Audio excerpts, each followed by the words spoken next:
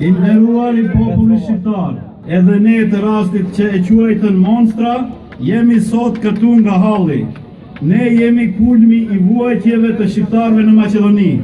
Ne jemi pika kulminante e padrejtësisë në Maqedoni. Të nderuar, unë e di se secili nga ju tashmë e ndjen këtë dhimbje njësoj sikur ne dhe unë ju falenderoj shumë. Por besoni se neve nuk na dhem atë shumë burgu i përjetshëm, sepse jemi shumë të sigurt se ata një ditë do të shpallen të pafajshëm, por më shumë na dhem fakti që familjarët tanë u quajtën me emërtime dhe etiketime më të poshtra.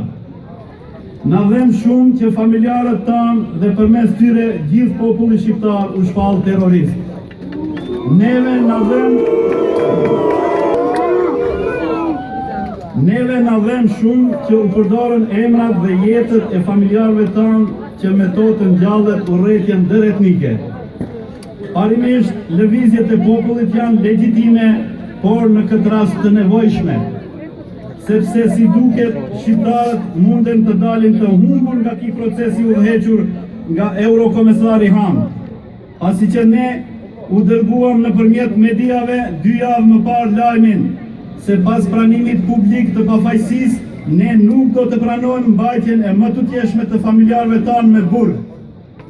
Shumë qartë po nënvizojmë qëndrimin tonë në këtë protestë se ky është një reagim për mos lirimin e të burgosurve në rastin monstra nga burgu dhe kërkesa jonë është e qartë.